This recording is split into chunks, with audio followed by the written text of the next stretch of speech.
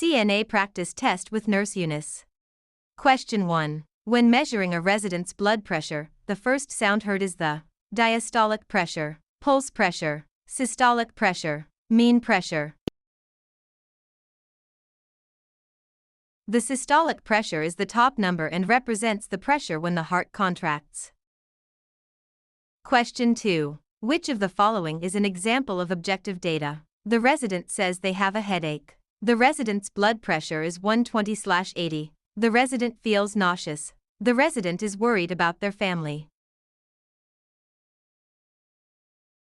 Objective data is observable and measurable information, such as vital signs. Question 3. If a CNA sees another staff member hitting a resident, what is the first action to take? Call the police immediately. Stop the abuse and ensure the resident is safe. Report it at the end of the shift. Ignore it if it doesn't happen again. Safety is the priority. The CNA must intervene to stop the abuse immediately. Question 4. An ombudsman is someone who provides medical care to residents, advocates for the rights of residents in long-term care, manages the facility's budget, inspects the kitchen for safety. An ombudsman is an official advocate who helps resolve complaints and protect resident rights. Question 5. A resident is choking and cannot speak or breathe. What should the CNA do? Perform the Heimlich maneuver, abdominal thrusts. Offer the resident a glass of water. Wait for the nurse to arrive. Hit the resident on the back. Abdominal thrusts are the standard emergency procedure for a conscious person with a complete airway obstruction. Question 6. Which of the following is a normal part of aging? Loss of all memory, slowed reflexes and reaction time, incontinence, constant pain. While some decline is normal, like slower reflexes, things like total memory loss or incontinence are not normal parts of aging. Question 7. What is the most effective way to prevent the spread of infection? Wearing gloves at all times, washing hands frequently, using antibacterial spray on everything, keeping all residents in their rooms. Handwashing is the single most important practice in preventing the spread of infection. Question 8. What is the first step in performing any procedure on a resident? Gather supplies.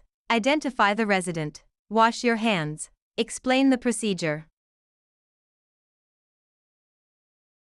Hand hygiene is always the first step to prevent infection before touching a resident or equipment.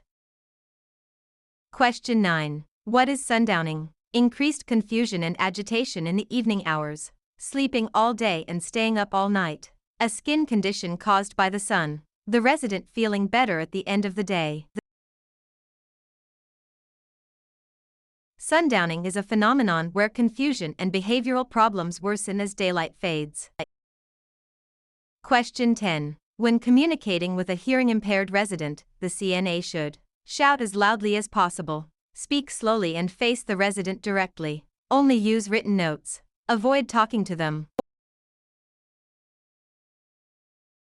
Facing the resident allows them to see your lips and facial expressions, and speaking clearly helps communication.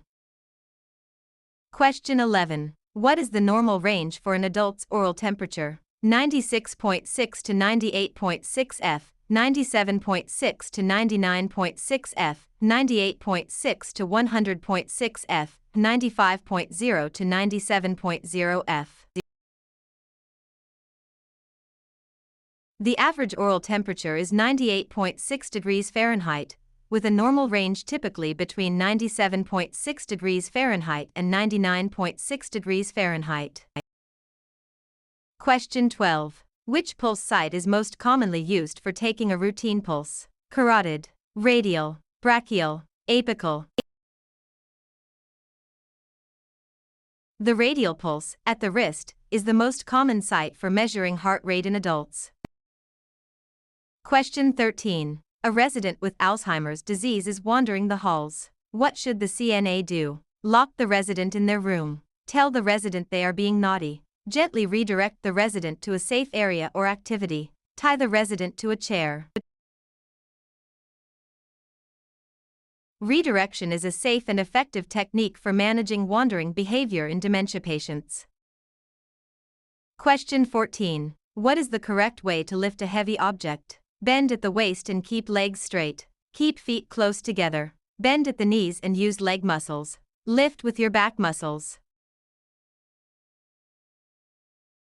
Proper body mechanics involve using the strong leg muscles and keeping the back straight to prevent injury.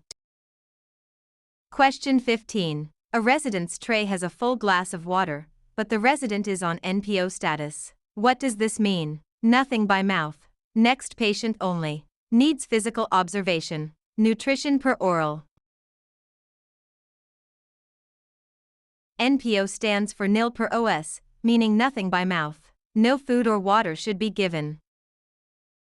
Question 16. A resident is nearing the end of life. What is the CNA's primary role? To encourage the resident to eat a large meal, to provide comfort and emotional support, to discuss medical treatments with the family, to ignore the resident since they are dying.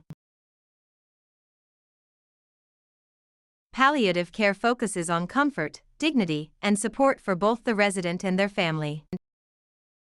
Question 17. When dressing a resident with a weak right arm, which arm should be dressed first? The left arm, the right arm, both arms at the same time. It doesn't matter. When dressing, always start with the weak or affected side first. Dress affected/weak. Question 18. A resident is having a seizure. What is the CNA's priority? Place a spoon in the resident's mouth. Hold the resident down to stop the shaking. Protect the resident from injury and clear the area. Run out of the room to find help. Safety is key. Protect the head and clear objects away. Never put anything in their mouth or restrain them. Question 19. Which of the following should be reported to the nurse immediately during a bed bath? The resident is tired. A new red area on the resident's tailbone. The resident wants to wear a blue shirt. The resident is talkative. New skin breakdown or redness over a bony prominence is a sign of a potential pressure ulcer and must be reported immediately. Question 20. Which of the following is a sign of dehydration? Clear, pale yellow urine. Moist skin. Dark, concentrated urine. Increased appetite. Dark, strong-smelling urine and low output are classic signs of dehydration.